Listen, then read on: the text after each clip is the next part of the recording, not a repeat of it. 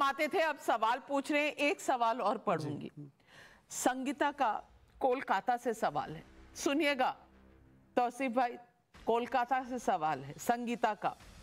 मेरी बेटी MBBS की पढ़ाई कर रही है, मुझे तो ये सब सुनकर डर लग रहा है। देश के नेता मेरा डर कैसे दूर करें? तौसीफ भाई, ये माँ कह रही है। मैंने आपको 2 माओं के प्रश्न सुनकर, प्रश्न पढ़कर सुना है। देखिए राजनीति करिए आप लोग जितना मर्जी करना चाहते हैं, लेकिन इस माँ को कहां से हिम्मत दिलवाएंगे कि उसकी बेटी अबला नहीं है, वो शक्ति है, वो निकलेगी, वो शाम को रात को काम पर जाएगी। आप अगर सरकार में हैं तो आप उसको प्रोटेक्शन क्यों नहीं दे सकते? मुझे तो इस बात का जवाब दे दीजिए तौसीफ। और ये सवाल मैं हर पार्टी से पूछती हूं कि महिलाओं को घर के अंदर बंद करने की आप में हिम्मत नहीं है, वो निकलेंगी बाहर। आप सुरक्षा अगर नहीं प्रोवाइड कर सकते तो आप हैं क्यों सरकार में? सवाल इस बात का है। बिल्कुल नाविका जी, और बिल्कुल सही सवाल है। जो सरकार में चला रहे हैं उनकी जिम्मेदारी है कि वो सुरक्षा दे। महिलाओं को घर में बंद नहीं किया जा सकता।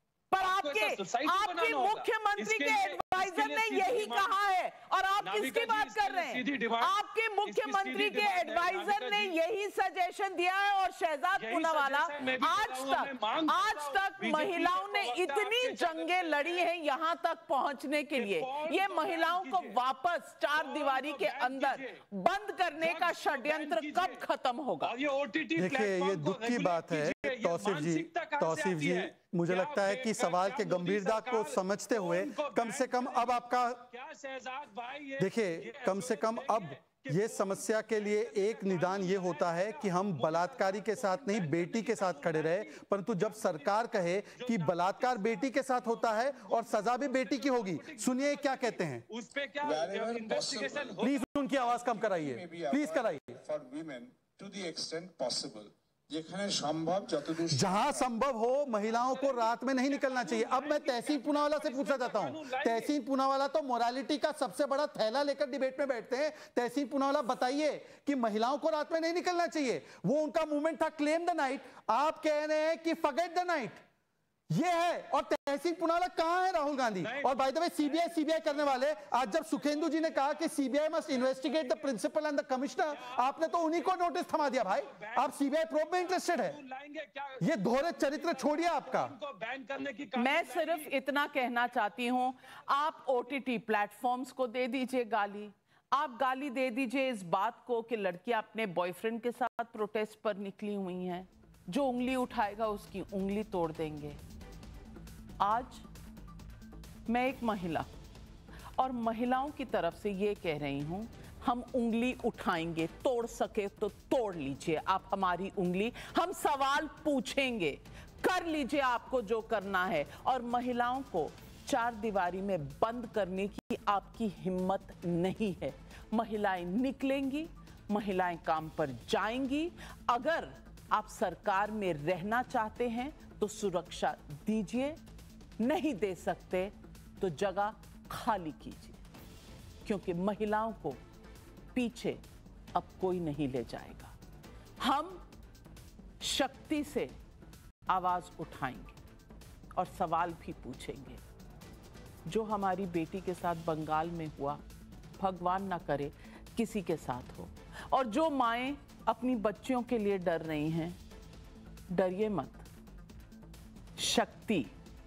शक्ति से सामना कीजिए, क्योंकि जिंदगी तो एक जंग है।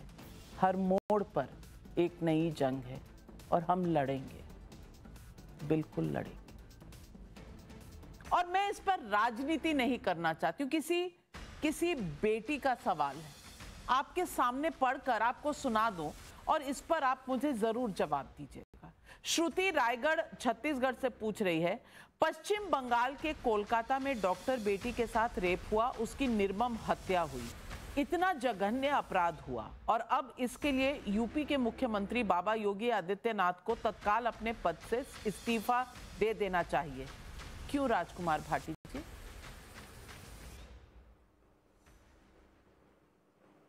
नहीं, श्रुति जी को ये बता दें कि एनसीआरबी के आंकड़ों के अनुसार उत्तर प्रदेश में 11 रेप रोजाना होते हैं, 11। और उत्तर प्रदेश में ऐसी ऐसी गंभीर घटनाएं हुई हैं। इस घटना के साथ ही ये डॉक्टर थी बेटी, यूपी में एक नर्स थी बेटी जो उत्तराखंड में नर्स की नौकरी करती थी।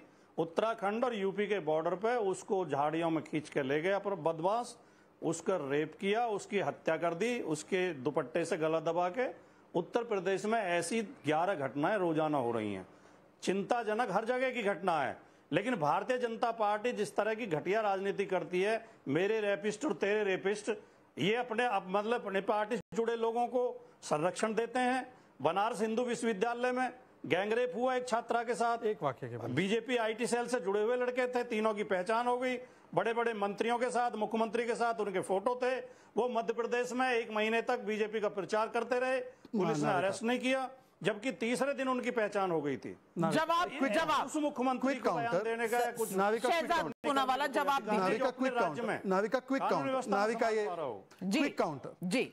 मोहित खान और वो बीएचयू के उस रेपिस्ट में अंतर केवल इतना है कि बीएचयू के रेपिस्ट को तो लात मारकर निकाला, मोहित खान को आपने बचा कर रखा है। और यूपी के बारे में आपने जो बोला, कन्विक्शन रेट बंगाल में क्राइम्स अगेंस्ट वुमेन का और यूपी में क्या है, 2.5% है बंगाल में, और यूपी में 71%। सबसे ज्यादा conviction rate on crimes against women का यहीं पर है, तो वो उत्तर प्रदेश में है। ये 11 रेप नहीं, 11 रेप की रिपोर्ट 100% होती है, क्योंकि महिलाओं को सुरक्षित महसूस होता है वहां पर रिपोर्ट लिखाने में। बंगाल में रिपोर्ट ही नहीं लिखवा पाते, क्योंकि वहां पर पुलिस अपराधी और बलात्कारी के साथ खड़ी हो जाती है। सवाल कई है, और सवाल इस बात का भी है कि क्या इतना संरक्षण है कि महिलाएं अपनी रिपोर्ट जाकर लिखवा सके बंगाल में?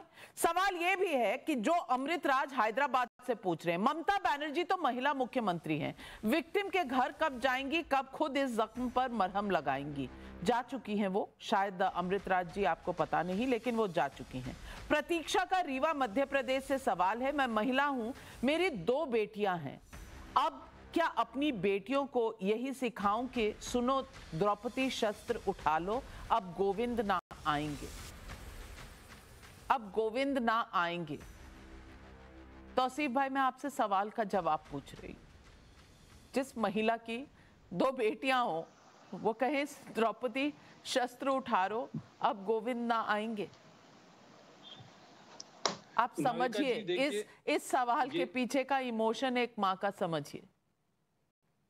बिल्कुल नाविका जी, ये ऐसी घटना है कि किसी का भी खून खौल जाएगा, और यही वजह है कि मैंने शुरुआत में ही कहा था कि यहाँ पे वो तृणमूल और बीजेपी और कांग्रेस और ये वो मुद्दा नहीं है। कृपया करके ऐसा ना करे कि आप जो है इसे पॉलिटिकल टर्न दे। आज मांग सिर्फ इतना होना चाहिए कि 2-3 दिन तक इन्वेस्टिगेशन कोलकाता पुलिस ने किया था, 12 घंटे के अंदर में एक आरोपी को पकड़ करके गिरफ्तार कर लिया था। लेकिन उसके बाद जो परिवार वालों ने कहा कि भाई इसमें और भी लोग मौजूद हैं, और भी लोग इन्वॉल्व हैं, तो इसका अभी तक क्यों नहीं खुलासा हो रहा? सीबीआई 5 दिन से क्यों नहीं कोई किसी को अरेस्ट कर रही? आखिर इंसाफ कब मिलेगा? इंसाफ तो नहीं दे रहे और डिमांड करते हैं कि ममता बनर्जी को गोली मार दो। क्या यह इंसाफ है कि आज के जब एक हमारी बहन के साथ में ऐसा घिनौना हरकत हुआ, आज हम उसके इंसाफ के लिए उसके अपराधी को फांसी में चढ़ाने की जब हम मांग कर रहे हैं, आपका सवाल, ममता बनर्जी को गोली मार दो। चलिए, पहले नोटिस थमाते थे, अब सवाल पूछ रहे हैं। एक सवाल और पढ़ूंगी। संगीता का कोलकाता से सवाल है, सुनिएगा तौसीफ भाई, कोलकाता से सवाल है संगीता का।